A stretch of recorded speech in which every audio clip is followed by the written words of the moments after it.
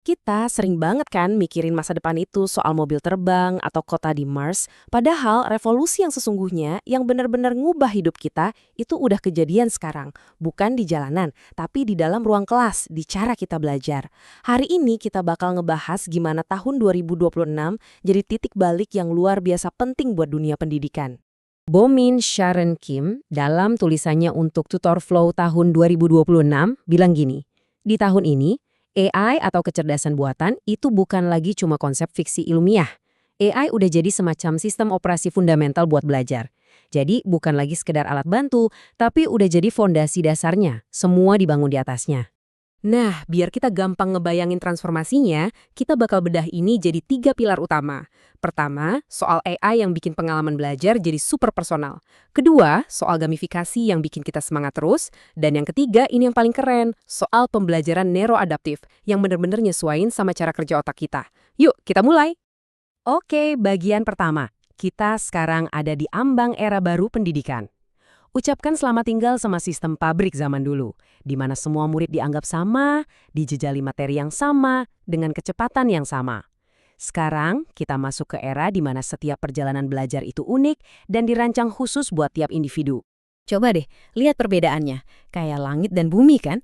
Di satu sisi, model lama yang kaku. Di sisi lain, model 2026 yang dinamis banget. Menurut Visionary Folks, 2026, model lama itu udah usang. Sekarang kita ngomongin soal jalur belajar yang bisa di-custom, kecepatan yang nyesuaiin kemampuan kita, dan pengalaman belajar yang bikin kita bener-bener tenggelam di dalamnya. Bukan cuma duduk diem dan dengerin. Oke, pilar kita yang pertama, AI personal. Ini bukan sekedar asisten digital biasa. Anggap aja AI ini kayak arsitek super cerdas yang rancang setiap detail pengalaman belajar yang kita jalani. Nah, inti dari revolusi ini adalah sesuatu yang disebut Specialized Educational Intelligence atau SEI menurut analisis dari Tutorflow 2026. Jadi gini, ini bukan AI umum yang bisa nulis puisi atau bikin gambar. SEI ini AI yang emang dari awal diciptain khusus untuk pendidikan. Dia dilatih pakai konten-konten yang udah terverifikasi. Jadi dia nggak akan halu atau ngaco pas jelasin rumus matematika. Dia beneran paham logikanya. Terus gimana cara kerjanya AI tutor ini? Bayangin aja, dia kayak personal trainer buat otak kita. Dia bakal terus-terusan ngamatin latihan kita, tahu persis kapan kita butuh tantangan lebih dan kapan kita butuh istirahat. Dia juga ngasih yang namanya scaffolding, semacam bantuan sementara gitu buat ngebantu kita ngelewatin bagian yang paling susah. Dia nggak ngasih contekan, tapi ngebantu kita nemuin jawabannya sendiri. Dan ini bukan lagi fiksi ilmiah loh, ini udah nyata. Coba lihat beberapa AI tools yang udah banyak dipakai. Ada Khanmigo yang pakai metode Socrates buat mancing kita berpikir kritis. Ada Docebo buat pelatihan profesional. Ada Breeze Teaching yang bisa nyesuaiin kurikulum secara real time.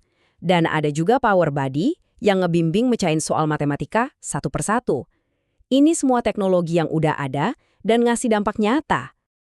Oke, lanjut ke pilar kedua. Pilar ini menjawab pertanyaan yang penting banget. Gimana caranya biar kita tetap termotivasi buat belajar? Jawabannya adalah gamifikasi. Tapi, ini bukan cuma soal main-main. Ini tentang gimana kita manfaatin prinsip psikologi biar kita semangat dan pengen terus belajar. Jujur aja, ini pertanyaan buat kita semua kan? Di tengah gempuran notifikasi dan distraksi digital yang gak ada habisnya, gimana caranya kita bisa tetap fokus dan semangat buat belajar? Nah, jawabannya ada di cara kita ngebungkus proses belajar itu sendiri.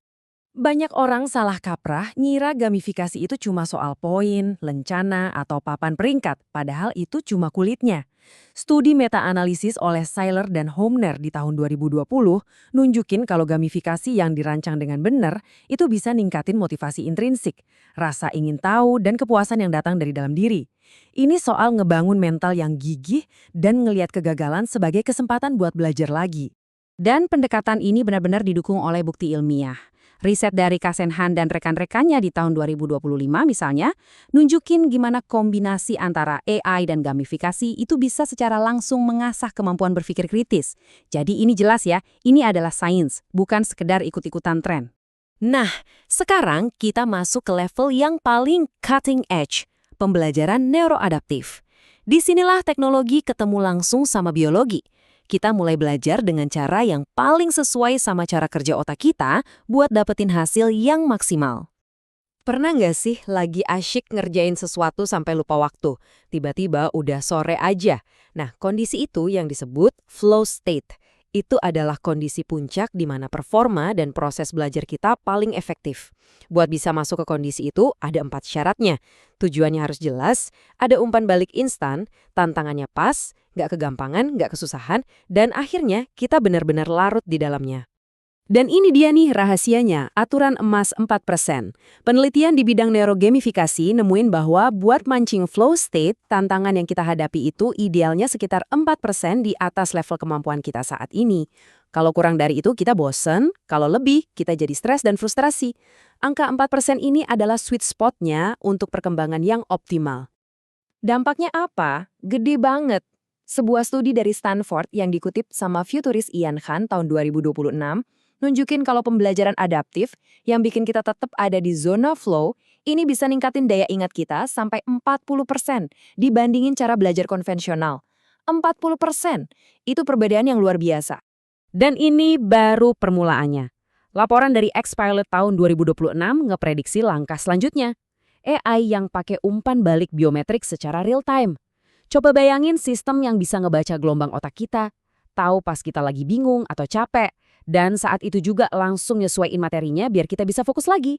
Ini benar-benar personalisasi level dewa. Jadi, sekarang mari kita sambungin semuanya.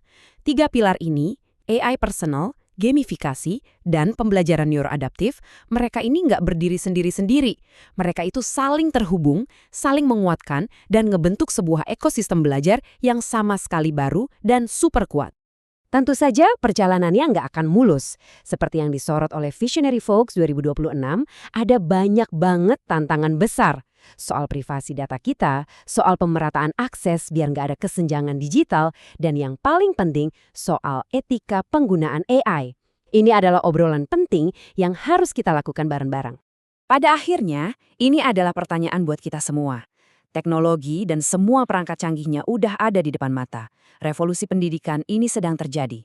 Pertanyaannya bukan lagi apa mungkin, tapi bagaimana. Bagaimana kita bisa memanfaatkan semua ini dengan bijak, etis, dan adil untuk memberdayakan generasi penerus kita dan membuka potensi penuh mereka. Terima kasih telah menyimak.